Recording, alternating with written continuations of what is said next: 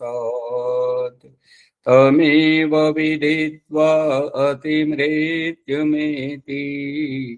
नान्यः पन्था विद्यते यनाय नान्यः पन्था विद्यते यनाय। ఓం శాంతి శాంతి శాంతి. ఓం సత్యార్థ ప్రకాశము అధ్యాత్మ సత్సంగానికి వచ్చేసినటువంటి వారందరికీ నమస్తే, స్వాగతం, సుస్వాగతం.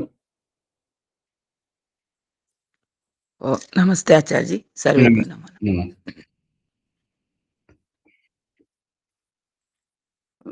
భీమరావు గారు ప్రకరణాన్ని ప్రారంభించి ముగింపు ఎక్కడికక్కడ వదిలేస్తున్నారు. ప్రారంభించడం ఎంత గొప్పగా ప్రారంభిస్తున్నారు, మరి మీ ప్రవచనాన్ని చెప్పేటువంటి విధానాన్ని కూడా అంత గొప్పగా ముగింపు చేయాలి ప్రతి ఒక్కరు. ఇప్పుడు సత్యార్థ ప్రకాశం సప్తమ సముల్లాసం 159వ పుటలో ఉపాసన ప్రకరణంలో ఉన్నాము. తత్ర అహింస సత్యస్తేయ బ్రహ్మచర్య అపరిగ్రహ యమా యోగ దర్శనం సాధన పాదంలో 30వ సూత్రం. యమ నియమాలు అని వేటినంటారు, దాని గురించి మొదట యమముల గురించి చెప్తున్నారు.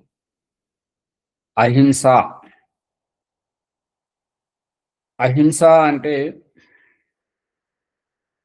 హింస చేయకపోవడమే అహింస కాదు. మనస వాచ కర్మణ సాధ్యమైనంత వరకు ఏ ప్రాణిని, ఎవరి మనసును బాధ పెట్టకపోవడము, అబద్ధాలు ఆడకపోవడము, ఇవన్నీ ఏదైతే ఇతరుల మనస్సు నొప్పించే విషయం ఉంటుందో ఆ నొప్పించడం అనేటువంటిది హింస. దేహ వియోగం చేయడం, ప్రాణాలను తీసేయడం, అంగభంగం చేయడం,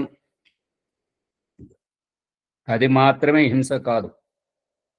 అందుకని మనస వాచ కర్మ త్రికరణ శుద్ధిగా హింసా ప్రవృత్తిని మానుకోవడం. సత్యం దయానంద సరస్వతి మనకు నేర్పిస్తున్నటువంటిది ఏంటంటే, సత్యము ఎవరు చెప్పినను, చిన్నవారు పెద్దవారు ఎవరు చెప్పినను సత్యాన్ని స్వీకరించుటకు, అసత్యాన్ని వదులుకొనుటకు ఎల్లప్పుడూ సంసిద్ధముగా ఉండవలెను. సత్యం ఏంటంటే ఉన్నది ఉన్నట్లుగా సూటిగా చెప్పడం. అస్థేయం అంటే స్థేయం అంటే దొంగతనం, అస్థేయం అంటే దొంగతనం చేయకుండా ఉండుట. దొంగతనము అనంటే ఒక వస్తువును చెప్పపెట్టకుండా తీసుకుపోవడము, ఎక్కడో అపరిచిత స్థానంలో చేయడం అని కాదు. మన ఇంట్లో కూడా దొంగతనం చేస్తుంటాము. ఒక్కొక్కసారి మన వస్తువును మనము కూడా దొంగతనం చేస్తాం. మన వస్తువును మనం దొంగతనం చేయడం ఏంటి అంటే, వీళ్ళు చూస్తున్నారు, వాళ్ళు చూస్తున్నారు, వాళ్ళు ఏమనుకుంటారు, వీళ్ళు ఏమనుకుంటారు అని మన వస్తువును మనం కూడా దాగుడు మూతలతో ఉపభోగించడమును దొంగతనం అంటారు. ఇక ఎక్కువ శాతం ప్రచారంలో ఉన్నది ఏంటంటే, వేరే వారి సొమ్మును మనము వారి అనుమతి లేకుండా తీసుకోవడం దొంగతనం అనిపిస్తుంది. అందుకని యజమానికి చెప్పడం, ఎవరైతే ఉన్నారో అన్న తమ్ముడు, అక్క చెల్లెలు, వాళ్ళ చెప్పులు కానీ, వాళ్ళ ఫోన్ కానీ, వాళ్ళ బట్టలు కానీ, ఏదైనాను సరే వారికి చెప్పి తీసుకుంటే వారికి ఒక నిశ్చింతత ఉంటుంటుంది. ఓహో, ఈ వస్తువులు అమ్మ వాడుకున్నది, పిల్లలు వాడుకున్నారు, అన్నయ్య తమ్ముడు అని వాళ్ళకు ఒక విశ్వాసం ఉంటుంటుంది. మనము చెప్పబెట్టకుండా తీసుకుంటే వారికి అవసరం వచ్చినప్పుడు ఆ వస్తువు దొరకకపోతే వాళ్ళు బాధపడుతుంటారు. కాబట్టి అటువంటి దొంగతనము చేయకూడదు. చెప్పి తీసుకోవడం. దొంగతనం అనిపించదు. చెప్పకుండా తీసుకోవడమే దొంగతనం. బ్రహ్మచర్యం. స్థేయం అంటే దొంగతనం, అస్థేయం అంటే దొంగతనం చేయకుండా ఉండడం. బ్రహ్మచర్యం. బ్రహ్మచర్యం అంటే బ్రహ్మణి చరతీతి బ్రహ్మచారి. అథర్వవేదం 14వ కాండం ప్రథమ సూక్తం 39వ మంత్రంలో చెప్పబడుతున్నది ఏంటంటే ఆస్యై బ్రాహ్మణ ఆస్యై బ్రాహ్మణ. ఎవరైతే ఉపనయనము వేదారంభంతో గురుకులం వెళ్ళి వేదాభ్యాసం చేసి వచ్చారో, వేదాభ్యాసం చేయడము అని అంటే బ్రహ్మతత్వాన్ని ఎరిగినటువంటి వారు, అటువంటి వారికి ఆస్యై గిరియాశ్రమంలో ప్రవేశించడానికి అర్హత, వివాహం చేసుకోవడానికి బ్రహ్మతత్వమును ఎరిగిన వారికి. దయానంద సరస్వతి రాస్తుంటాడు ఏంటంటే కనీసం ఒక్క వేదమైనా చదివి ఉండాలి. 4 వేదాలు చదివితే అత్యంత శ్రేష్టము. 3 వేదాలు చదివితే మంచిదే. 2 వేదాలు చదివినా కనీసం ఒక్క వేదమైనా చదవాలి. చదివి బ్రహ్మతత్వాన్ని తెలుసుకొని గిరియాశ్రమంలో ప్రవేశించాలని ఉంది. అంటే బ్రహ్మచారి అని అంటే బ్రహ్మణి చరతీతి బ్రహ్మచారి. 24 గంటలు బ్రహ్మతత్వమును తెలుసుకునేటువంటి వారిని బ్రహ్మచారి అంటారు. ఇది వాస్తవికమైనటువంటి బ్రహ్మచారి శబ్దం యొక్క అర్థం. ఇక లోకములో మనకు ఉపబోధిస్తున్నటువంటిది, తెలియజేస్తున్నటువంటిది ఏంటంటే ఉపస్థేంద్రియ నిగ్రహం.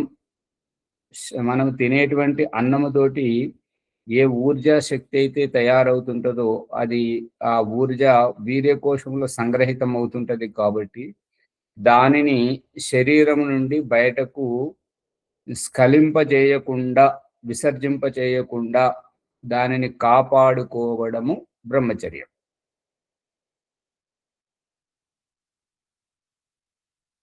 అపరిగ్రహ.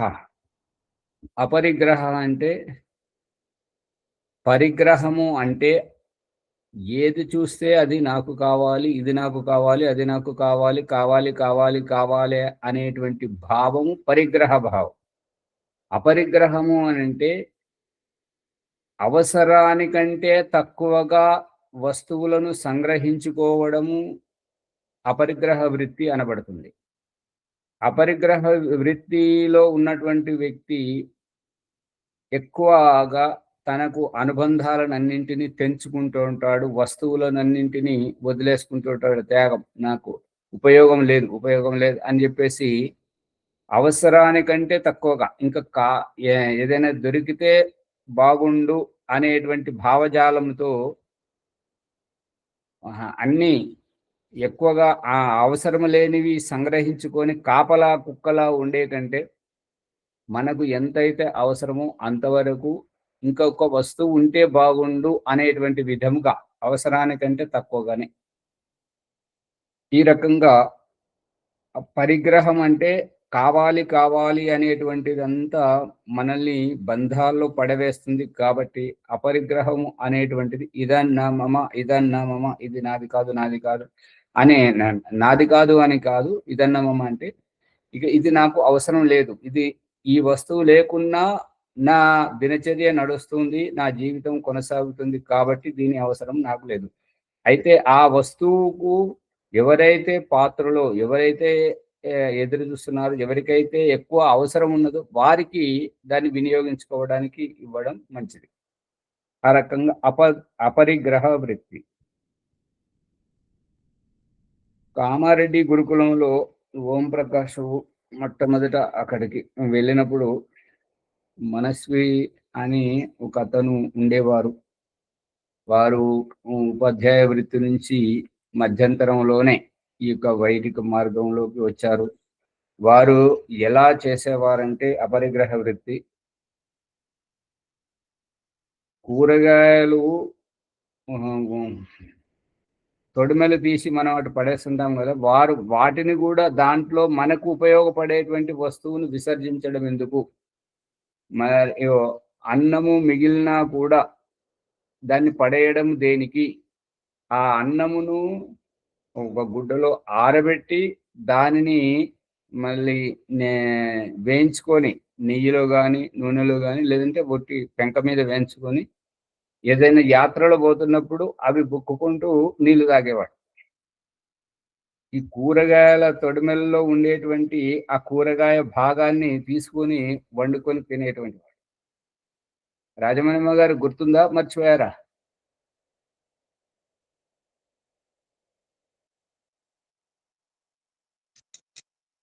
ఏంటి ఆచార్య? మనస్వితి గారి గురించి తెలుసా? మర్చిపోయారా? తెలుసు ఆచార్య. అది. ఎందుకంటే అది వారు ఆ రకంగా మనస్సుతోటి తృప్తిపడి ఉంటుంటారు కాబట్టి ఆచార్య గారు, ఆచార్య వేదవ్రత మీమాంసకు అప్పుడు, ఇప్పుడేమో స్వామి బ్రహ్మానంద గారు వారికి మనస్వి అని పేరు పెట్టారు. చాలా సౌమ్య స్వభావం అలా. అందుకని అపరిగ్రహ వృత్తి, దానికి అవసరం లేనిది ఏది వేరే వాళ్ళకి ఇచ్చేసేవాడు వాడుకోమని. తక్కువలో తక్కువ వస్తువులతో తన జీవితాన్ని గడిపేవాడు. ఇప్పుడు ఈ సూత్రానికి దయానంద సరస్వతి వ్యాఖ్యానం చూద్దాం. ఉపాసన ఆరంభింపగోరు వాడు ఉపాసన ప్రారంభించాలి, ఉపాసన చేయాలని అనుకునేటువంటి వాడు ఎవరి యందును వైరము పెట్టుకోకూడదు, వైరం ఉంచకూడదు. వీరు ఇటువంటి వారు, వారు అటువంటి వారు అని ఎటువంటి వైరము వద్దు. అందరి యందును నిరంతరము ప్రీతి ఉంచవలేను. అందరి పట్ల ప్రేమ అనేటువంటిది ఉండాలి. ఈ ప్రేమ ప్రేమ ప్రేమ అంటే ఏంటంటే ఆకర్షణ ప్రేమ కాదు. ఆకర్షణ ప్రేమ కాదు. ప్రేమ అనేటువంటిది కలుపుగోలుతనము.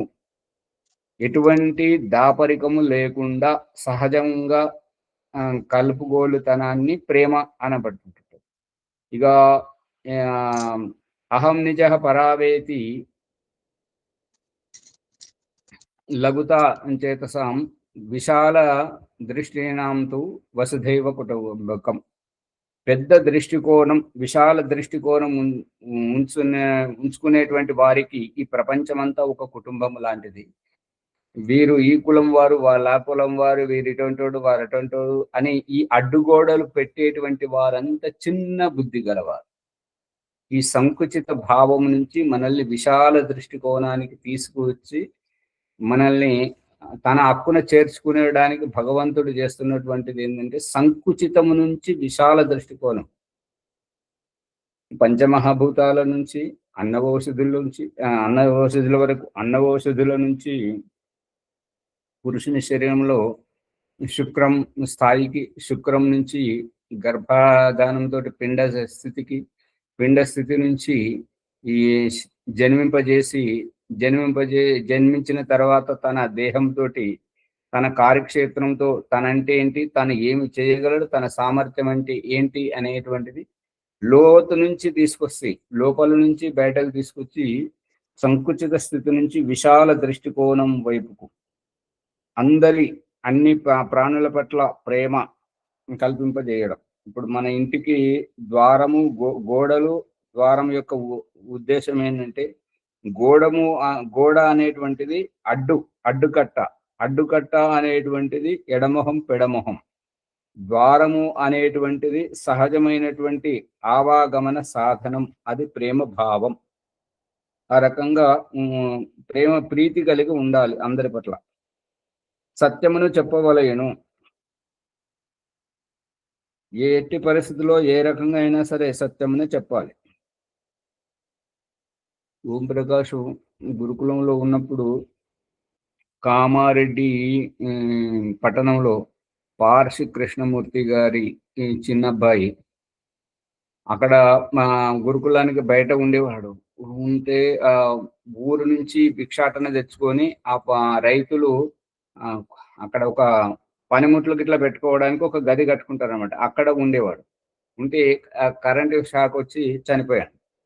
చనిపోతే వాళ్ళకు తల్లిదండ్రులకి చెప్పాలి అని అంటే అత్యంత ఎమర్జెన్సీ ఉన్నది, మీరు రాండి అని చెప్పేసి సమాచారం ఇస్తే మా ఆచార్య గారు అన్నారు, నువ్వు దాగుడుమూతలు ఎందుకు చేస్తావు? ఎప్పటికైనా వాళ్ళకు తెలియాలి కదా విషయము.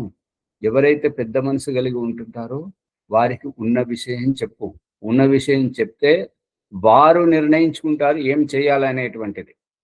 మనం దాగుడు మూతలు చేస్తే ఎమర్జెన్సీ కదా, మీ ఏదైనా అనారోగ్యం ఉంటే మీరు చికిత్స చేయించండి, మేము డబ్బులు పంపిస్తామని చెప్పి చేస్తుంటారు. అప్పుడు నువ్వు ఇరకాటంలో పడతావు కదా అని ఆచార్య గారు అనేది ఏంటంటే సూటిగా చెప్పాలి. అంటే ఒకేసారి ఇట్లా అయిపోయింది అని చెప్తే వాళ్ళకి మరి అక్కడి వాళ్ళు అత్యంత ప్రేమ కలిగినటువంటి భావజాలంతో ఉంటే హార్ట్ అటాక్ వచ్చేటువంటి ప్రమాదం ఉంటుంటది. కాబట్టి ఒకేసారి కాకుండా నెమ్మది నెమ్మదిగా ప్రస్తావించి విషయాన్ని మాత్రం పూర్తిగా చెప్పేయాలి అనేది అభిప్రాయం. సత్యం తెలియాలి. అర్థమవుతుందా? అవుతుంది ఆచార్య. అబద్ధం ఎన్నడూను చెప్పరాదు. అబద్ధము ఇవల్ల అబద్ధం ఆడినటువంటి వారు ఏం చేస్తున్నారు అంటే ఎదుటి వారి నుండి వారి పట్ల ఎదుటి వారికి ఉన్నటువంటి శ్రద్ధను కొల్లగొట్టుకుంటున్నారు అబద్ధాలు ఆడేటువంటి వారు. అందుకని ఏదైనా సరే సూటిగా చెప్పాలి, సత్యమే చెప్పాలి. అబద్ధం ఎన్నడూను చెప్పరాదు. దొంగిలింపకూడదు. వస్తువు యొక్క స్వామికి తెలియకుండా ఆ వస్తువును వాడుకోవడం దొంగతనం అనబడుతుంది. సత్య వ్యవహారమే చేయవలెను. జితేంద్రుడై ఉండవలేను. ఇంద్రియాలు నిగ్రహంలో ఉంచుకొని ఉండాలి. ఉపస్థేంద్రియాన్ని దుర్వినియోగం చేయరాదు. లంపటుడు కాకూడదు. నిరభిమాని, అభిమానం, నేనంటే ఏంటో తెలుసా, నా గురించి తెలుసా, మా వంశం ఏంటో తెలుసా అనేటువంటి ఈ అభిమానము అనేటువంటిది అహంకారానికి గుర్తింపు. కాబట్టి ఆ అభిమానం చేయకుండా సహజంగా ఉండాలి. అభిమానం ఎన్నడూను చేయకూడదు.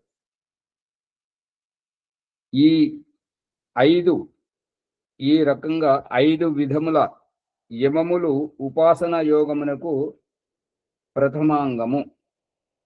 ఇప్పుడు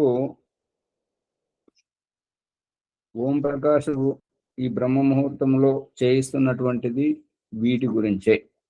అభ్యాసం, పూర్వాభ్యాసం. మరి అందరికి ఇది అర్థం కాకపోవడం వల్ల ఏంది వారి మాటలు వీరి మాటలు నడివేందుకు పొద్దు పొద్దున అని అనుకునేటువంటిది అజ్ఞానం. మనకు చెప్పడం వస్తుందా, మనము దానిని పాటిస్తున్నామా లేదా అనేటువంటిదే ఇక్కడ పూర్వాభ్యాసం. ఇవి యమనియమాలను ఆచరణాత్మకంగా చేయిస్తున్నటువంటిది. ఇంకది బాలరాజు లాంటి వారికి నచ్చదనుకోండి, ఎందుకంటే తర్వాత వచ్చి చప్పట్లు కొట్టిపోతుంటారు. అది వారికి వారే తమను తాము మోసగించుకుంటున్నటువంటి వారు, వెనుకబడ చేసుకుంటున్నటువంటి వారు. మరి అవకాశం వస్తే ఏమంటారంటే మరి ఏమంటారంటే విషయబోధ బాగానే ఉంది, దీన్ని ఆచరణలో ఎప్పుడు పెడతారు ఆచార్య గారు అని అంటారు. మరి ఏంటంటే ఇది ఆచరణ అనేటువంటిది గ్రహించలేకపోతున్నారు. ఇక రెండవ నియమానికి వస్తే శౌచ సంతోష తపస్వాధ్యాయ ఈశ్వర ప్రణిధానాని నియమా. శౌచం ఇది యోగ దర్శనం సాధన పాదము 32వ సూత్రం. శౌచము అంటే శుచో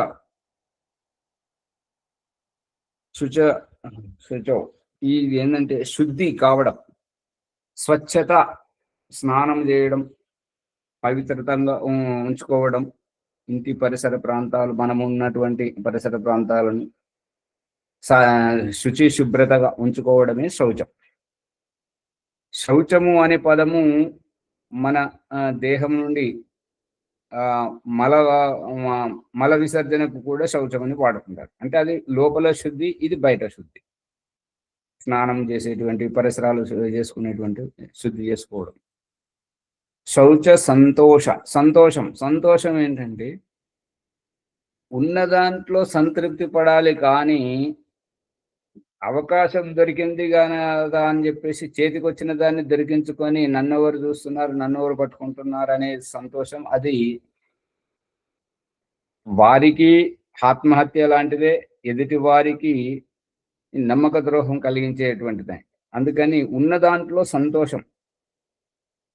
సంతోషంతో ఉన్నటువంటి వారికి, దీనిలో మనం చాలా చోట్ల చెప్పుకుంటున్నాం కదా, ఏంటంటే గొప్ప వ్యక్తి ఎవరయ్యా అనేటువంటి ప్రశ్న ఉదయించినప్పుడు సమాధానం ఏమొచ్చింది అని అంటే, అనుకున్నదేది అవట్లేదు, ఎక్కడ పోయినా నిరాశనే. అలాగని మనల్ని ఎవరు దగ్గరికి రానివ్వట్లేదు. కలలన్నీ చెదిరిపోయాయి. అయిన వాళ్ళంతా దూరం కొట్టేశారు. బిక్కుబిక్కుమనుకుంటా తన జీవితాన్ని గడుపుతున్నా కూడా ఎవరైనా అడిగితే ఏమంటాడంటే, "ఎలా ఉన్నావు?" అంటే, "అంత మంచిది. చాలా బాగున్నా." అంటే తన గుట్టు బయటకు పొక్కనివ్వకపోవడం. ఇది గొప్పవారి యొక్క ఉద్దేశం. అందుకని ఇక్కడ సంతోషం ఏంటంటే, ఉన్న దాంట్లో సంతృప్తి పడడం. భగవంతుడు మన ముందు ఈ పరిస్థితి పెట్టాడేంటంటే, నువ్వు నెగ్గుతావా? ఓడుతావా? నీ ఇష్టం. చాలామంది ఓడిపోతుంటారు. ఇంకా ప్రతి ఒక్కరికి కనబడ్డ వారికి ఇదిగో నేనిలాగా, నా పరిస్థితి ఇలాగా అని జెప్పేసి తనదంతా చెప్పుకుంటుంటారు. అది సరైనటువంటిది కాదు. మన గురించి ఇప్పుడు గొప్ప వ్యక్తుల మధ్యలో చర్చ ఏం జరుగుతుంటదనంటే, ఎదుటి వ్యక్తి గురించి ఎవరైతే నోరు తెరవకుండా ఉంటుంటారో, వారి గురించి ప్రతి ఒక్కరికి భయమేస్తుంటుంటది. ఏంటంటే, వారు ఎవరో ఏమిటో అనేటువంటిది తెలియనంత వరకు వారి పట్ల గౌరవము, ఆదరణ మళ్ళీ తన పరిస్థితులు అన్నీ వారి ముందు చెప్పుకుంటారు. అదే ఆహ్, వారెవరు అడగకుండా మనమే వారి దగ్గరికి పోయి ఇద్దరు మాట్లాడుకున్న నలుగురు మధ్యలోకి వెళ్ళి అన్నీ స ఉచిత సలహాలు ఇవ్వడం మొదలుపెడితే వారేమంటారంటే వారికి అనుకూలమైనంత వరకైతే బాగుంటుంది. ప్రతికూలం ఇచ్చినప్పుడు "నోరు మూసుకో. నిన్నెవరు మాట్లాడారు? నువ్వెందుకు మా మధ్యలోకొస్తున్నావు?" అని జెప్పేసి అణిచివేయడం జరుగుతుంది. ఈ సంతోషం అనేటువంటిది ఏంటంటే మన గుట్టు బయటకు పోకూడదు. మరియు ఎక్కువగా శృతి మించి వ్యవహారం చేయకూడదు. ఉన్న దాంట్లో సంతృప్తికరంగా ఉండడం. తపః, తపస్సు అనంటే ఏందంటే ద్వంద్వ సహనం తపః. ఏవైనా విపరీత పరిస్థితులు వచ్చినప్పుడు ఓర్చుకోవడం, సహనము కలిగి ఉండడం దాన్ని తపస్సు అంటుంటారు. శీతోష్ణ సుఖదుఖములు గాని, కష్ట సుఖాలు గాని ఏవైనా కూడా ఓర్పును తపస్సు అంటారు.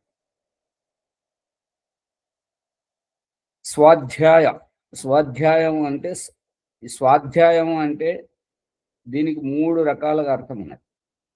ఇప్పుడు వర్తమానంలో స్వాధ్యాయము అంటే తినుబండార పదార్థాలను దానము చేయడం స్వాధ్యాయం అంటున్నారు. ఇక రెండవ అర్థము పుస్తక పఠనాన్ని స్వాధ్యాయం అంటున్నారు. ఇక మూడవ అర్థం ఏంటంటే స్వస్యచ అధ్యయనం స్వాధ్యాయం. ఇప్పుడు మనం బ్రహ్మ ముహూర్తంలో చేస్తున్నటువంటి పూర్వాభ్యాసం పేరుతోటి ఏదైతే సాధన చేయబడుతుందో దీనిని స్వాధ్యాయం అంటారు. నేనంటే ఎవరు, క్రియ అంటే ఏంటిది, అక్రియ అంటే ఏంటిది, చక్రాలు అంటే ఏంటిది, పంచకోశములు అంటే ఏంటిది, ఇది ఏదైతే చేస్తున్నామో దీన్ని స్వాధ్యాయం అంటారు. పట్టుకున్నారా లేదా అమ్మా? పిండి వంటలు అంటే సాధ్యం కాదా? అది సాహిత్యం అంటారు. అది ఆహా, సాహిత్యం సాహిత్యం సాహిత్యం అంటే పుస్తకాలు అంటుంటారు. అవును. సాహిత్యం అంటే దానం చేసేది పిండి వంటలు, బియ్యము అట్లాంటివన్నీ సాహిత్యం అంట. ఏదైనా శుభాశుభ కార్యాలు చేసుకున్నప్పుడు గురువు అది పురోహితునికి ఇచ్చేటువంటి దాన్ని సాహిత్యం అంటుంటారు. సాహిత్యం అది సరైనటువంటి భాష కాదు.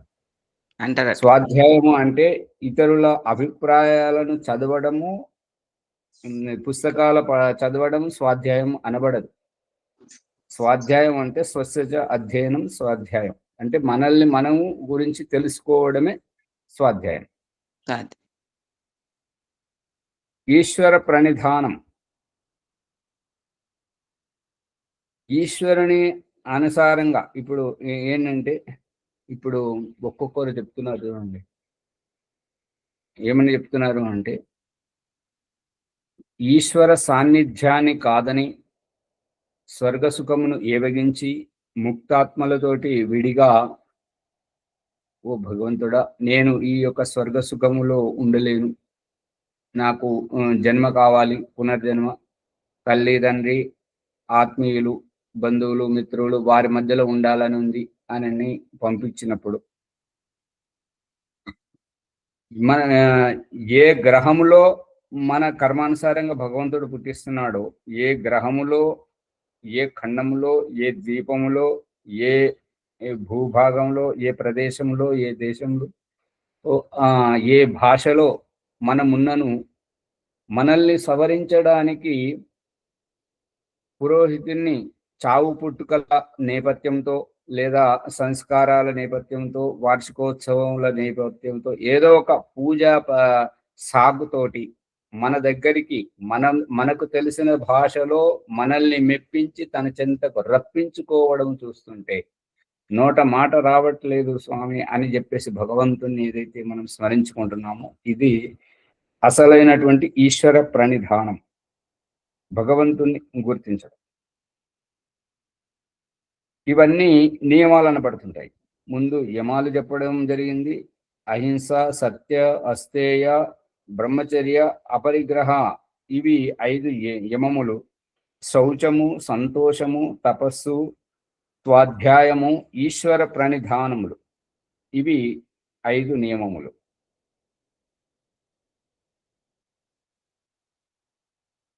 ఓం ప్రకాష్ గ్రహించినటువంటిది ఎంతో మంది దగ్గర తిరిగి ఒంటరిగా ఉండి ఎక్కడ ఏ గురువు దగ్గరికి పోయినా ఎవరి దగ్గరికి పోయినా ఎక్కడ నిన్న ఆశ్రమానికి ఒక 5 వ్యక్తులు వచ్చారు. 3 సన్యాసులు ఉన్నారు, 2 గృహస్థ, ఒక అతను బ్రహ్మచారిలాగా ఉన్నాడు, అంటే వివాహం అయి ఉండొచ్చు, ఇంకొక అతను గృహస్థుడే. వీళ్ళు అక్షంతలు తీసుకొని తిరుగుతుంది. అక్షంతలు తీసుకొని తిరగాల్సిన పని లేదు. నువ్వు జ్ఞానివి సన్యాసివి అయినప్పుడు నీ దగ్గర పొందినటువంటి జ్ఞానాన్ని గృహస్థులకి ఇవ్వు, సమాజం అంతా తిరుగు, ఎవరికైనా ఉపదేశం చేయు. వారు ఏమి ఉపదేశం చేస్తున్నారంటే, నేను పూర్వ ఆశ్రమంలో ఉద్యోగిని, ఇగో నన్ను ఈ ముఖ్యమంత్రి కలిశాడు, ఇగో ఈ యొక్క రాజ్య మంత్రి కలిశాడు అని చెప్పేసి ఆ ఫోటోలు అవి చూపిస్తున్నారు. సాధువులు, జ్ఞానులు, గురువులు ఇటువంటి బాహ్య ఆడంబరాన్ని ఎప్పుడైతే విడిచిపెడుతుంటారో అప్పుడు సమాజం బాగుపడుతుంటది. నీకు ఏమీ తెలియకపోతే మౌనంగా ఉండు. నీ మౌనంగా ఇచ్చేటువంటి సందేశము ఎన్నో అర్థాలను సూచిస్తుంటది. అంతేగాని అంతా నాకు తెలుసు, నేనంటే ఏంటో తెలుసా అని చెప్పేసి దానం అడగడము, అడిగిన దాన్ని అక్షంతలతోటి ఆశీర్వదించడం, ఇది అక్షంతలు పట్టుకొని తిరుగుతున్నారు వాళ్ళు. సన్యాసులకు అక్షంతలతో పని ఏంటి? నువ్వు డబ్బు కొరకు ఆచార్య, దానం చేయమని డబ్బు కొరకే. అంతే. అది సరైనటువంటిది కాదు. ఇప్పుడు ఈ సూత్రం విషయంలో దయానంద సరస్వతి చెప్తున్నది తెలుసుకుందాం. రాగద్వేషములను వదిలి లోపలను జలాదులచే రాగద్వేషములను వదలుట శరీరం లోపట శుద్ధి, జలము వంటి వాటితో వెలుపల బయట స్నానం చేయడము, వస్త్రాలు ప్రక్షాళన చేసుకోవడం, పవిత్రుడిగా ఉండవలెను. ధర్మముచే పురుషార్థమనర్చుట, నీతి తప్పకుండా ఉండి పురుషార్థం చేయటం వలన కలిగేటువంటి లాభముతో సంతోషముగా ఉండడం, మనకున్న దాంట్లో సంతోషంగా ఉండడం. ఇంకా గృహస్థుని యొక్క ధర్మం ఏంటంటే, ఋగ్వేదంలో మంత్రం చెప్తుంది ఏంటంటే, మోఘమన్నం విందతే అప్రచేతాః సత్యం బ్రవీమి వదయిత్సస్య నార్యమణం పుష్యతి నో సఖాయం కేవలాఘో భవతి కేవలాధీ. ఎవరైతే ఈ యొక్క అన్నంను భుజించేటప్పుడు తన వరకే తనకు తానే ఎవరికిని ఏ ప్రాణికిని ఏ మాత్రము పెట్టకుండా తాను తినేటువంటి వాడు పాపము తింటుంటాడు. అందుకని గృహస్థుడికి మొదటి ముద్ద బయటకు తీపిస్తుంటాడు అనమాట. అది బలివైశ్య దేవ యజ్ఞం. అందుకని గృహస్థుడు పంచి ఇతరులకు ప్రాణులకు బలివేషదేవ యజ్ఞం చేసిన తర్వాత తాను గ్రహించాలి. దాని యొక్క ఉద్దేశం ఏంటంటే ఆ ప్రాణుల యొక్క పోషణ జరుగుతుంది. రెండవది ఆ పదార్థం పట్ల భోగభావము తగ్గిపోతుంది. మూడవది ఆ పదార్థంలో ఏదైనా కలుషితం కలిసినట్టయితే దాని పరీక్షణం కూడా అక్కడ ఆ ప్రాణుల మీద ప్రయోగం జరుగుతుంది. కాబట్టి అన్ని విధముల మన ఆత్మ సురక్షయే ఉన్నది. అందుకని మొదటి ముద్ద తప్పనిసరిగా తీయాలి.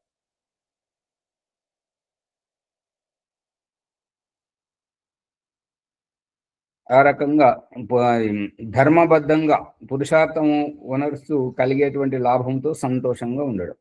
హానిచే దుఃఖమును పొందక, ఏదైనా హాని జరిగిందనుకోండి దానితో బాధపడద్దు,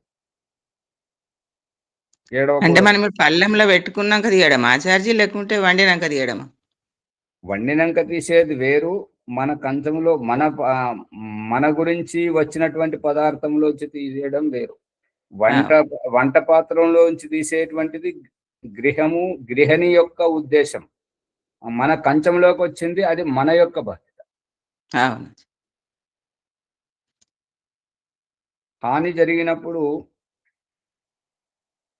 ఈశ్వర స్తుతి, ప్రార్థనోపాసన 8వ మంత్రము 2వ చరణంలో 2వ చరణం ఆరంభంలో ఉన్నది ఏంటంటే యోధ్యస్మ జుహురాణమేను. సమస్య ఎందుకు వచ్చింది, ఎవరు మన ఇంటికి వస్తే వచ్చింది, ఎవరితో మాట్లాడితే వచ్చింది, ఎవరు మనల్ని ఆ రకంగా మాట్లాడింపజేశారు, ఎందుకు ఈ చిక్కు సమస్య వచ్చింది అనేటువంటిది వెనుకకు తిరిగి ఆలోచించుకోవాలి. ఆలోచించుకున్నప్పుడు సమస్యకు సమాధానం ప్రతి సమస్య మూలంలోనే ఉంటుంటది అనేటువంటిది ఈశ్వర స్తుతి ప్రార్థనోపాసన మంత్రం యొక్క అభిప్రాయం. అందుకని ఈ దుఃఖం వచ్చినప్పుడు ఎందుకు వచ్చింది, ఏ ఏ అజాగ్రత్త వల్ల వచ్చింది అనేటువంటిది గ్రహించాలి. అంతేగాని ప్రతి ఒక్కరికి ఇగో అయ్యో నా పరిస్థితి ఇలాగా అని చెప్పేసి చెప్పుకు తిరగొద్దు. చెప్పుకు తిరగడం వల్ల మన పట్ల ఎవరికి ఎటువంటి ఆదరణ, గౌరవ భావం అనేటువంటిది ఉంటుంది. ఇవల్ల మన రహస్యమంతా విన్నటువంటి వాళ్ళు రేపు ఈ రకంగా చెప్పు తిరగడం వల్ల ప్రయోజనం ఏంటంటే, రేపు వారితో గొడవ వచ్చినప్పుడు నన్ను ఎలా తిట్టాలో ఇదిగో నా రహస్యం అని చెప్పుకో తిరగడమే. అర్థమవుతుందా? మన గురించి తెలియని వారితో గొడవ పెట్టుకుంటే వాళ్ళని వాళ్ళు మనల్ని ఏమని తిడతారు చెప్పండి. వాళ్ళ గురించి మనకు తెలియకపోతే వాళ్ళని మనం ఏమని తిడతాం? ఏం లేదు ఆచార్య. అదే. కానీ అందుకే చెప్పకపోతే కొంచెం తృప్తి ఉండదు అనేది ఉంటది ఆచార్య. అమ్మగారు చెప్పుకోవాలి. ఎవరికి చెప్పుకోవాలి అని అంటే, మన గురించి ఆలోచించేవారు, మనకు మేలు చేసేవారు, మనం అడగకున్నా మనకు మంచి చేసేవారు, వారికి చెప్పుకోవాలి. వాళ్ళు అమ్మాయి కావచ్చు, తమ్ముడే కావచ్చు, బంధువులే కావచ్చు, ఎవరైనా కావచ్చు. ఎవరైతే మన రహస్యాలు తెలుసుకొని మనకి వెనుక నుంచి గోతులు తవ్వుతుంటారు చూడండి, వాళ్ళు ఎవరైనా అమ్మ కావచ్చు, నాన్న కావచ్చు, అటువంటి వారికి మన రహస్యాలు ఏది తెలియజేయకూడదు. ఆ రహస్యాలు మరి పోలీసు వాళ్ళకు చెప్పకపోతే తప్పుడు కేసుల్లో ఇరికిస్తుంటారు. న్యాయస్థానములు చెప్పకపోతే మనకు న్యాయం జరగదు. డాక్టర్కి చెప్పకపోతే చికిత్స జరగదు. గురువుకు చెప్పకపోతే మంచి మార్గదర్శనం దొరకదు. అందుకని డాక్టర్కు, గురువుకు, న్యాయాధీశునికి, పోలీసు వాళ్లకు మన గురించి ఆలోచించేటువంటి వారికి తప్పనిసరిగా చెప్పాలి. అవునా? ఇంకా మిగతా వాళ్ళెవరికి చెప్పాల్సిన అవసరం లేదు.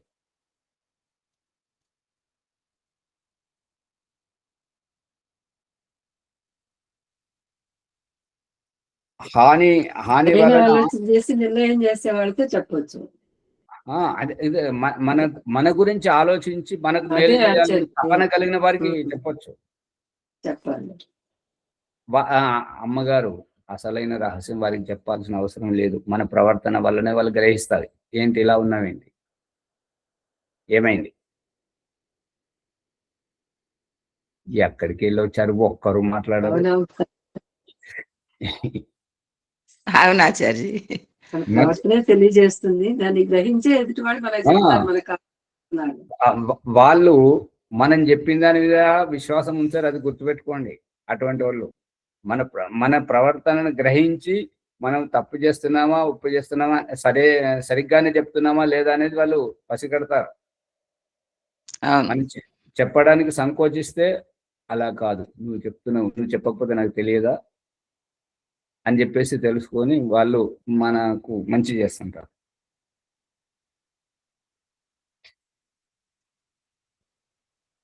ఎల్లప్పుడూ ఆలస్యమును వదిలి హాని వలన దుఃఖమును పొందక సర్వదా ప్రసన్నుడై ఆలస్యమును వదిలి పురుషార్థం అనర్పవలయను. అంటే ఎప్పుడూ పురుషార్థం చేస్తూనే ఉండాలి. మొదట ఇక్కడ మంత్రం వచ్చింది కదా, 158వ పేజీలో, కుర్వన్ నీవేహ కర్మాని జిజి విశేషతం సమా. అంటే కర్మ చేస్తూనే 100 సంవత్సరాల కంటే ఎక్కువగా మనము బ్రతకడానికి ప్రయత్నం చేయాలి, కర్మ చేస్తూనే. అదే రహస్యం ఇక్కడ చెప్తున్నాను అనమాట. ఆలస్యము వదిలి అంటే సోమరితనాన్ని వదిలి పురుషార్థము చేస్తూ ఉండాలి ఎప్పుడు. ఎల్లప్పుడూ సుఖదుఖములను సహించుచు ధర్మమునే అనుష్ఠింపవలయును. ఎంత కష్టం వచ్చినా సరే. ఇప్పుడు కొంతమంది ఏమంటారంటే, ఈ అస్సలు వెళ్ళట్లేదు, ఒక్క పైసా చేతులు ఉండట్లేదు అని అంటుంటారు. మీరు భోజనం చేసేటప్పుడు చుట్టం వస్తే వారికి భోజనం పెడతారా పెట్టరా? పెడతాం ఆచార్య. అది మీ వరకే సరిపోదు అయినా కూడా ఉన్న దాంట్లో ఒక ముద్దైనా పెడతారా పెట్టరా? పెట్టాలి, మనం తర్వాత తిన్నా సరే కానీ పెడతాం. ఎంత కష్టం వచ్చినా కూడా ధర్మమును తప్పకూడదు, చేయాలి. ఇంకా ఈ విషయంలో చెప్పుకుంటే ఏంటంటే, ఎక్కువగా ఎవరు చేస్తారు అని అంటే, సామాన్య గృహస్థులు సామాన్య వ్యక్తులు ఎంతైతే చేస్తుంటారో, ఈ పండితులు వీళ్ళు ఆచార్యులు ఎవరైతే పూజలు ఎక్కువ చేస్తుంటారో, ఈ యజ్ఞం చేస్తుంటారో, వీరి దగ్గరికి దాన ధర్మాలు ఎక్కువ జరగవు. ఎందుకు అంటే వాళ్ళకి అన్ని తెలుసు అని అనుకుంటారు. అందుకే అక్కడికి వెళ్ళి పుట్టుకొచ్చిందే పండిత పుత్ర పరమశుంఠ. వాళ్ళకు ఆధ్యాత్మికత తెలియదు, ఏది తెలియదు, ఖండిస్తారు అంతవరకే. ఇక వాళ్ళ జీవితాలు ఏంటంటే మళ్ళీ వాళ్ళు చేసేటువంటి అన్ని రకాలుగా అన్ని గుళ్ళకి పోతారో అన్ని చేస్తుంటారు, సరైనటువంటిది గ్రహించరు. ఎవరైతే పండితులు ఉంటుంటారో వాళ్ళ గంగా ప్రసాద్ ఉపాధ్యాయ గారు ఆది సమాజంలో ఒక గొప్ప విద్వాంసుడు ఉన్నాడు. అతని కుమారుడు, అతడు గృహస్థుడిగానే ఉన్న అతని కుమారుడు సత్యప్రకాష్ సరస్వతి, ఆయన సన్యాసం తీసుకుని ఆర్య సమాజ ప్రచారం చేశారు. సంతానం కూడా అదే అడుగుజాడలో ముందుకు వచ్చినటువంటి వాళ్ళు చాలా అరుదుగా ఉంటారు. మరి వారి శ్రీమతి గారు వారిని అనుకరించడం తక్కువనే, మరియు పిల్లలు అనుకరించడం తక్కువనే. ఎందుకు అని అంటే, దీనికి అంతటికి మూలం ఏంటంటే, వాళ్ళ ఇంట్లో ఏవైనా పుట్టినరోజులు, పెళ్లి రోజులు, ఏదైనా శుభకార్యాలు జరిగితే వాళ్ళే ముందుగా తయారై కూర్చోండి పౌరోహిత్యం చేస్తుంటారు. కాబట్టి ఈ దరిద్రం ఉంటుంది. పండిత గంగా ప్రసాద్ ఉపాధ్యాయ గారు చెప్తున్నటువంటిది ఏంటంటే, మనము నిత్యాగ్నిహోత్రములము అయినప్పటికీ మన ఇంట్లో ఏదైనా గొప్ప శుభకార్యం జరుగుతుంటే, ఆ శుభకార్యానికి పెళ్లి కావచ్చు, సంస్కారాలు కావచ్చు, పండుగలు కావచ్చు, ఏదైనా అయితే వారు బయటకెళ్ళి పురోహితుని పిలవాలి, పండితుని పిలవాలి. ఎందుకు అని అంటే, బయటకెళ్ళి వచ్చి ఎవరైనా పండితులు ఏ మాట చెప్పినా కూడా ఇంటి వాళ్ళు గుర్తు పెట్టుకుంటుంటారు. అదే ఇంటి వాళ్ళలో మనమే చేస్తే, ఇప్పుడు యజ్ఞం చేస్తున్నప్పుడు ఉపదేశంలో నీతులు చెప్పినప్పుడు పొరపాటున మన చేత ఏదైనా తప్పు జరిగితే మనవాళ్ళు మనవరాళ్ళు వాళ్ళు భార్యనే కావచ్చు, భర్తనే కావచ్చు, ఏమంటారంటే, నువ్వు నీతులు బాగానే చెప్తున్నావు కదా, నీవెందుకు తప్పు చేస్తున్నావు? అప్పుడు మన ఉపదేశం వారి మీద పని చేయదు. అందుకని ఒకసారి వారి శ్రావణ మాసంలో ఇంట్లో యజ్ఞం చేయాలి అని వాళ్ళ మనవని పుట్టినరోజుకు ఇంట్లో యజ్ఞం పెడితే, మరి మీరే చేయండి, ఇక వేరే వాళ్ళు ఎందుకు అని. ఇప్పుడు వేరే వాళ్ళను పురోహితుని పిలిపిస్తే ఏంటంటే వారికి దక్షిణ ఇవ్వాలి అని చెప్పేసి ఎవరైతే లెక్క పెడుతుంటారో వాళ్ళు జాగ్రత్తగా వినండి. వారికి వస్తే వారికి దారి ఖర్చులు ఇవ్వాలి, వారికి దక్షిణ ఇవ్వాలని ఆలోచించేవారు జాగ్రత్తగా వినండి. వాళ్ళ భార్య ఏమన్నదంటే మీరే చేయండి, మనమే చేసుకుందాం ఇంట్లోనే అంటే వద్దు, పురోహితుని పిలవాలి అని చెప్పేసి. ఆ శ్రావణ మాసంలో వేద ప్రచార నిమిత్తకంగా అందరూ దూరం వెళ్ళిపోయినప్పుడు ఎవరు దొరకకపోతే ఆ ఆర్య సమాజంలో మామూలుగా చపరాసి పనిచేసేటువంటి ఆ వాచ్మెన్ లాంటి అతన్ని తీసుకొచ్చి కూర్చుండబెట్టి అతనికి స్వస్తివాచనం వస్తుంది, శాంతికరణం వస్తుంటుంటది. ఆ రకంగా అతన్ని కూర్చుండబెట్టి ఇగో నువ్వు మా ఇంట్లో బ్రహ్మస్థానంలో కూర్చుండు, పౌరోహిత్యం చెయ్యి, నువ్వు స్వస్తివాచనం శాంతికరణ మంత్రాలు చదువు, ఇక మిగతా అంతా నేను చూసుకుంటా అని చెప్పేసి చెప్పాడు. అతను వచ్చి కూర్చుంటే అతనికి మంత్రాలు సరిగా రావట్లేదు, ఏది ఇంటోళ్ళంతా ఆగమవుతున్నాడు.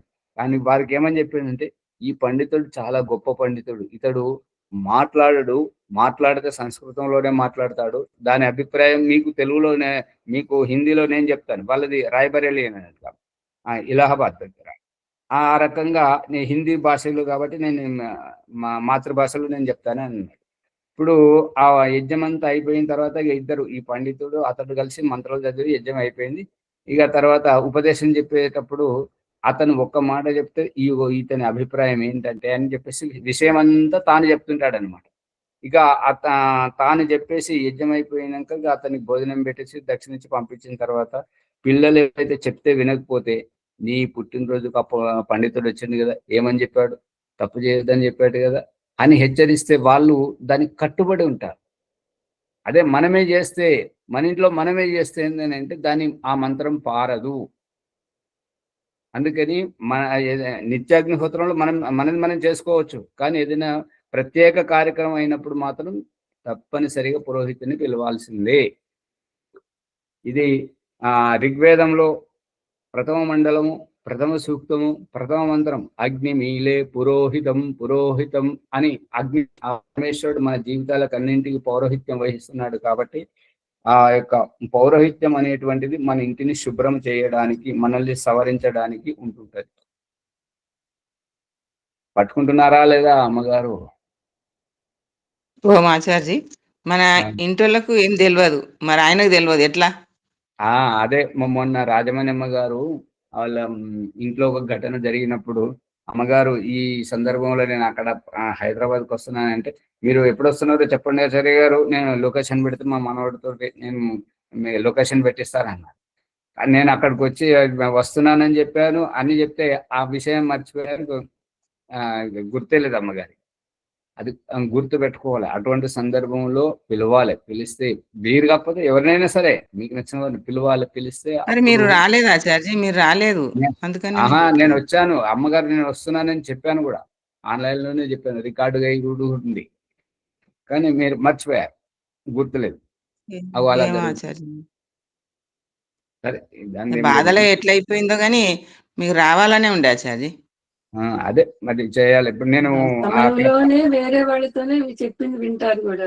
అక్కడ నేను వారు మీరు సుచిత్ర దగ్గర ఉన్నారంటే అల్వాల్లోనే ఆ సుభద్రమ్మ గారు కూడా ఉన్నారు అని కూడా చెప్పాను. అంటే అమ్మ పరిచయం, మీరు అన్నారు పరిచయం లేదు కదా వారితోటి అని అన్నారు. పరిచయం లేని వాళ్ళతో ఏం మాట్లాడరు కదా ఆచార్య. సరే ఇక అదేం లేదు. అంటే ఇంటికి పురోహితుడు వస్తే చాలా విషయాలు తెలుస్తుంటాయి. ఇంటికి పండితుడు రావడం వల్ల ఏంటంటే ఇంటి వారి పరిస్థితి తెలుసుకొని, ఇంట్లో ఏదైనా తేడా జరిగినా పరస్పరం గొడవలు ఉన్నా కూడా అందరినీ సవరిస్తుంటాడు. అందుకని ఇంటికి పండితుడు తప్పనిసరిగా రావాలి. ఏ ఇంటికైతే పండితులు వస్తుంటారో ఆ ఇల్లు గొప్పగా ఎదుగుతుంటుంటారు.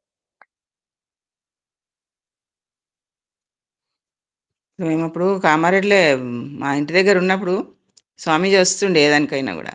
అవును, రావాలి.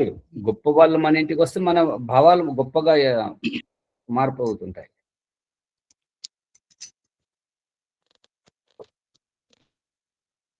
ఎల్లప్పుడూ సత్యశాస్త్రములను చదివించుచు సత్పురుషుల సాంగత్యము చేయవలెను. ఎల్లప్పుడూ సత్యశాస్త్రములను చదివించుచు సత్పురుషుల సాంగత్యము చేయడం వల్ల మనం కూడా గొప్పవారి అవుతుంటాం. ఓం అను పరమాత్మని నామార్థమును విచారింపవలెను. ప్రతిదినము జపము చేయవలెను. ఇప్పుడు కూర్చుండి జపం చేయడం, ఇప్పుడు మొన్న విజయవాడ వెళ్ళడం జరిగింది. ఆ పద్మజామ గారు ఇప్పుడు రావట్లేదు, వారికి నిద్ర సరిపోతలేదు. వాళ్ళ ఇంట్లో కూర్చున్నప్పుడు వారి ఇంటికి ఒక సాధువు వచ్చాడు, అతనితో పాటు ఇంకో ఇద్దరు ముగ్గురు వచ్చారు. వాళ్ళు ఆ మాల జపిస్తున్నారు అన్నట్టు. ఆ జపం చేస్తూ ఏమంటున్నారు అంటే, ఇప్పుడు పరిస్థితులు ఎలా ఉన్నాయి స్వామిజీ అని అతను అడిగాడు, అగ్రహస్తుడు. అడిగితే అతను ఏమన్నాడంటే, అంత దుర్మార్గులు, వీళ్ళ మీద వాళ్ళు, వాళ్ళ మీద అంత ఈ అజ్ఞానం అంతా ఎప్పుడు పోతుందో అప్పుడే సమాజం బాగుపడుతుందని చెప్పేసి అనుకుంటేనే దుర్మార్గులు, దుష్టులు అని తిట్టుకుంటేనే మాల జరుపుతున్నాడు, చేతిలో మాల. అంటే జపం చేసేటువంటి అది వారికి ధ్యాస లేదు, సోయి లేదన్నట్టుగా. అది చేతికి అలవాటైంది, మాట్లాడుకుంటే కూడా తిప్పడం అది మాల. అందుకని అటువంటిది సరైనది కాదు. తిడుతూ కూడా మాల తిరుగుతుంటది. అదే ఇప్పుడు రామ్ రామ్ రామ్ రామ్ రామ్ అని అనుకుంటూనే కుక్క వస్తే అడే ఆయన కుక్క నిలబడుతుంటే ఆయన కూడా చేయి తిరుగుతూనే ఉంటుంటది. అమ్మ చూడమ్మ పాలు పగిలిపోతున్నట్టే చూడమ్మ, అది చెప్తుంటది, తిరుగుతూనే ఉంటుంటది. అదేంటంటే చేతికి అలవాటు అయింది, తిప్పడం అలవాటు. మనసులో ఏదొస్తున్నది, ఆ పరిస్థితి ఏదనేది గ్రహించరు. అందుకని అది సరైనది కాదు.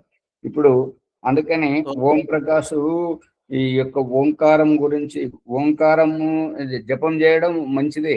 దాంతో ఉద్గీత ప్రాణాయామం మనం చేస్తున్నాం కదా, దీంతో చేస్తూనే వ్యావహారికమైనటువంటి దృష్టాంతం మన జీవితంలో భగవంతుడు ఎక్కడ ఉన్నాడు అది పసిగట్టింపజేయడం. ఏది గొప్పది? కేవలం ఓంకారం జపం చేసి అయిపోయింది, ఈ రోజు పూట గడిచింది అనుకోవడం మంచిదా? భగవంతుని పట్టుకొని సాక్షాత్కారం చేసుకోవడం గొప్పదా? సాక్షాత్కారం చేసుకుంటే గొప్పతనం ఆచార్య. అందుకని ఆ రకంగా చేయాలి, మనం ఇతరులకు కూడా చెప్పాలి. విషయాన్ని సాక్షాత్కారం చేసుకోవటం ఆచార్య, అంతే కదా. మళ్ళీ విషయాన్ని అంటుంటారు, అంటే తెలుసుకుంటున్నాం కదా ఆచార్జీ. ఇప్పుడు విషయానికి అతీతంగా ఉండాలని చెప్పి కపిల మహర్షి చెప్తున్నారు కదా, ధ్యానం నిర్విషయం మనః నిర్విచార వైశారథ్య అధ్యాత్మ ప్రసాద. నిర్విచార స్థితికి వెళ్ళాలి, క్రియ నుంచి అక్రియ, అటువంటి స్థితికి. ఓం ఆచార్య. ఓం.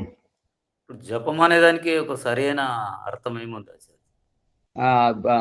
పతంజలి మహర్షి చెప్తున్నటువంటిది యోగ దర్శనంలో తజ్జపస్తద్ అర్థభావనం. దయానంద సరస్వతి కూడా ఉపస్థానంలో గాయత్రి మంత్రం చెప్పి చదివి దానికి అర్థ విచారపూర్వకంగా విచారించమని చెప్తున్నాడు. అర్థ సహితంగా ఉంటేనే సరైన జపం అని అర్థం. అది అర్థ సహితంగా ఇప్పుడు అందరూ ఎంగిల్ రాసిందే కదా, మరి అర్థ సహితంగా ఎలాగవుతుంది ఆచార్జీ, నాకు చెప్పండి. అమ్మగారు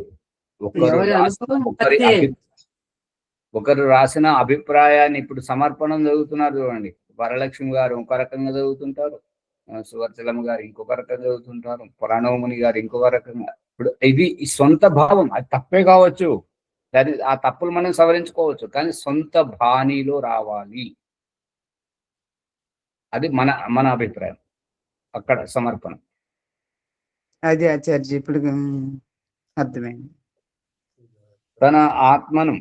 తన ఆత్మను పరమేశ్వరుని ఆజ్ఞానుకూలంగా సమర్పింపవలయును. ఈ 5 నియమములను కలిపి ఉపాసనా యోగమున 2వ అంగమనబడును. దీనికి పిమ్మట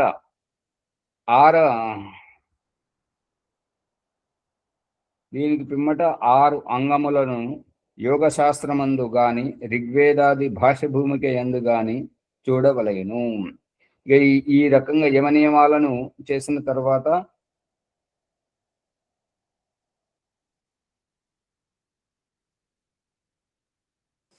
6 అంగములు అంటున్నాడు.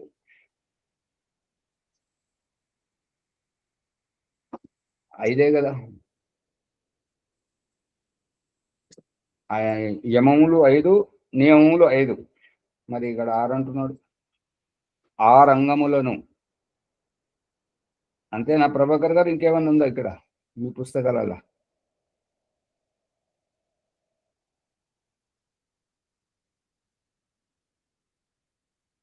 చూసుకుంటూ రండి రేపు. యోగ ఆ రంగములను యోగ శాస్త్రమందు గాని ఋగ్వేదాది భాష భూమిక యందు గాని చూడవలయును. ఋగ్వేదాది భాష భూమికలో ఉపాసన విషయమందు దాని వర్ణన ఉన్నదని చెప్పేసి గోపిదేవి గారు బ్రాకెట్ లో రాశారు. సమయం అయిపోయింది కాబట్టి యమ నియమముల తర్వాత అది ఆ రంగంలో అని చెప్తున్నాడు ఆచార్య. ఇది 2 5 ఆ అవును. తర్వాత వచ్చింది. యమములు 5 నియమములు 5 కానీ ఆ రంగములు అంటున్నాడు. ఆ రంగములు అది చూడాలి.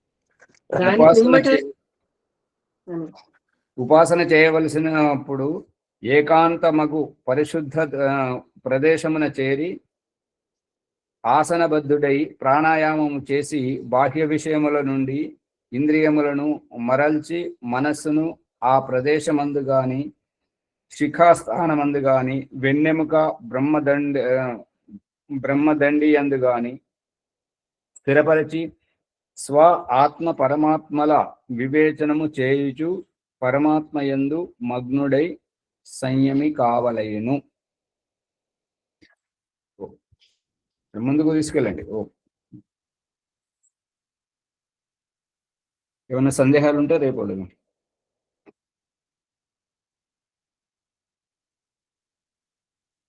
ఓంకార్ గారు చెప్పండి. ఓం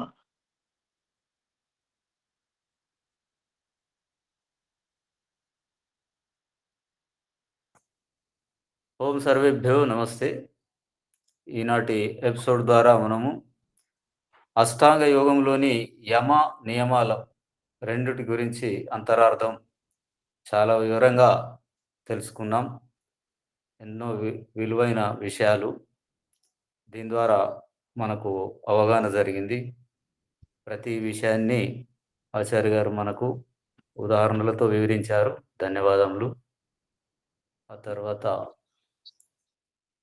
ఈ విషయాలను అందరికీ తెలియపరచడానికి కొరకై మనము ఈ ఎపిసోడ్ను లైక్ చేద్దాం, షేర్ చేద్దాం, సబ్స్క్రైబ్ చేసి గంట సింబల్ను నొక్కి అందరికీ అందియాలని కోరుతున్నాను. తర్వాత నేటి వైదిక సంధ్య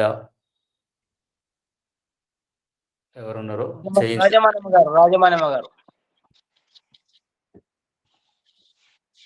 రాజమన్మ గారు వైదిక సంధ్య చేయిస్తారు.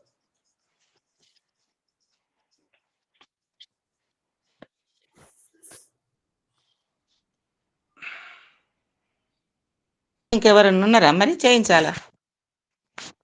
మీదే ఉందమ్మా, ఈరోజు మీరే చేయించాలి. ఓం నిన్న చేయించిన నేను, మరి ఇవాళ ఎవరిది? చేయించండి అమ్మగారు. కొత్త వాళ్ళు చేయించవచ్చు కదండి. అందుకే అడుగుతున్నా, ఎవరన్నా ఉన్నారా చేయించే వాళ్ళని? ఎవరు లేరు ఇప్పుడు. చేయించాలి. సూర్యప్రకాష్ గారు చేపిస్తారేమో, వారు చేయించలేదు అనుకుంటా. అసలు శోభమ్మ గారికి అవకాశం ఏంటి, సూర్యప్రకాష్ గారికి కొత్త అదే వీరిద్దరూ చేయించవచ్చు. సమయం చేయిస్తారా అమ్మగారు? శోభమ్మ గారు నాకు సరిగ్గా రాదు స్వామీజీ, మొత్తం రాదు. సరే, రాజమణమ్మ గారు చేయించండి. సమయం ఎందుకు. నమస్తే.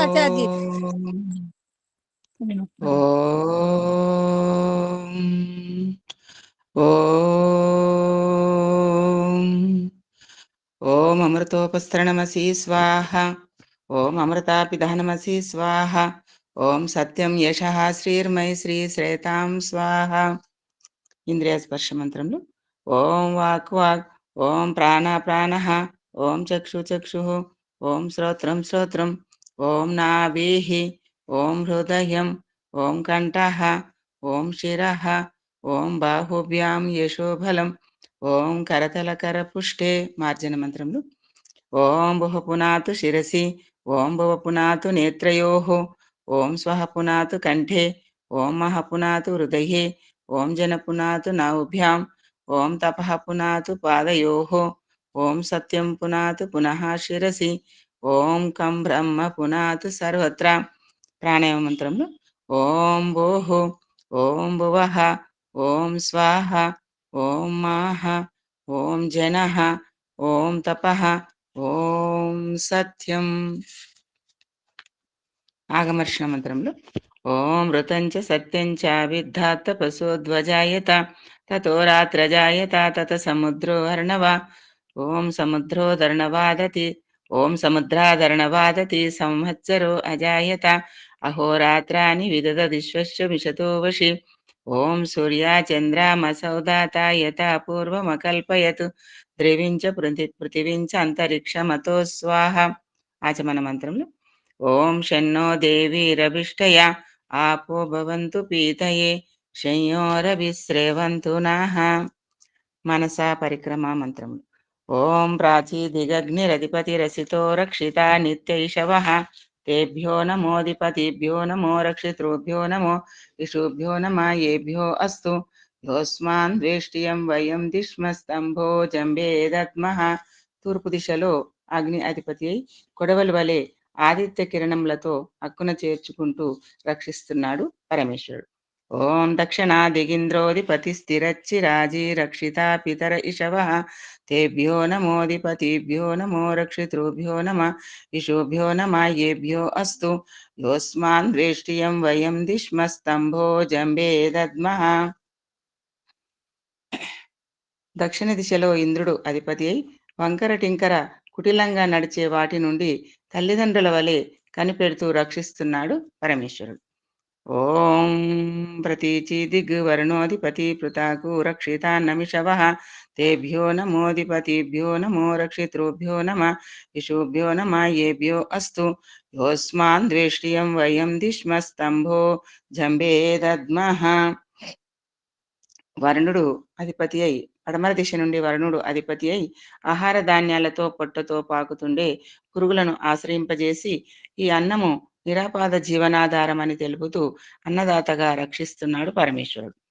ఓం ఉదీచి దిగ్గు సోమో అధిపతి రక్షితో నిత్యైషవః. ఓం ఉదీచి దిగ్గు సోమో అధిపతి స్వజో రక్షిత శనిరిషవః. తేభ్యో నమోధిపతిభ్యో నమో రక్షితృభ్యో నమ ఏభ్యో అస్తు. యోస్మాన్ ద్వేష్టియం వయం దిష్మస్తంభో జంబే దద్మః. ఉత్తర దిశ నుండి సోముడు అధిపతి అయి పరమాత్మ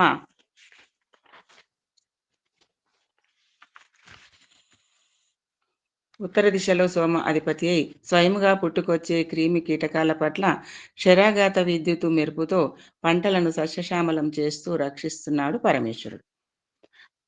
ఓం ధ్రువ దిగ్విష్ణురధిపతి కల్మాష గ్రీభో రక్షిత వీరుదైషవః. తేభ్యో నమోధిపతిభ్యో నమో రక్షితృభ్యో నమో ఇషుభ్యో నమ ఏభ్యో అస్తు. యోస్మాన్ ద్వేష్టియం వయం దిష్మస్తంభో జంబే దద్మః. ధ్రువ దిగ్విష్ణు నుంచి ధ్రువ దిగ్విష్ణురధిపతి నుండి క్రింది దిశలో విష్ణు అధిపతి అయి భూగర్భ విషవాయువు కాలుష్యాన్ని వృక్షములతో నిర్వీర్యం గావిస్తూ రక్షిస్తున్నాడు పరమేశ్వరుడు. ఓం ఊర్ధ్వాదిగ్ బృహస్పతిరధిపతి క్షేత్రో రక్షిత వర్షమిషవః. తేభ్యో నమోధిపతిభ్యో నమో రక్షితృభ్యో నమో ఇషుభ్యో నమ ఏభ్యో అస్తు. యోస్మాన్ ద్వేష్టియం వయం దిష్మస్తంభో జంబే దద్మః.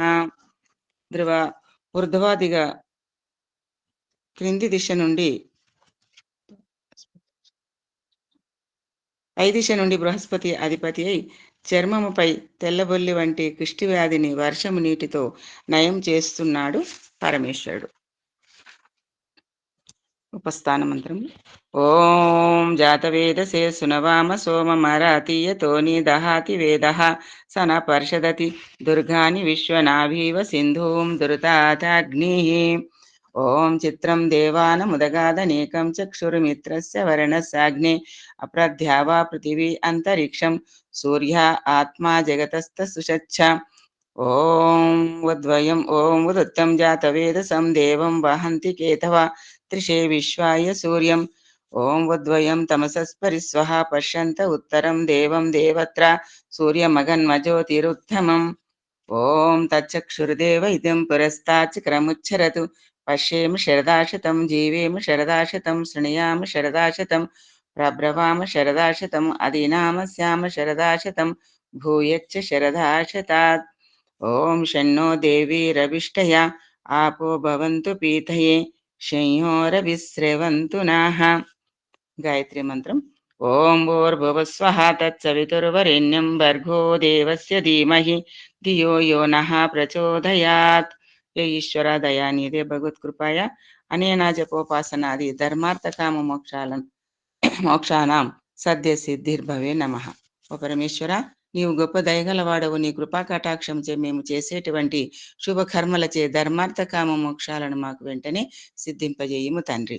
ఓం నమః శంభవాయ చ మయోభవాయ చ నమ శంకరాయ చ మయస్కరాయ చ నమః శివాయ చ శివధరాయ చ.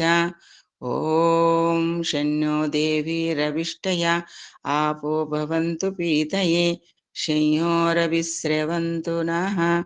ఓం శాంతి శాంతి శాంతి.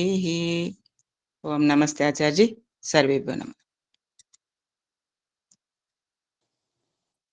ధన్యవాదములు రాజమణమ్మ గారికి. తర్వాత శాంతి పాఠం చెప్పాలి. చెప్పండి.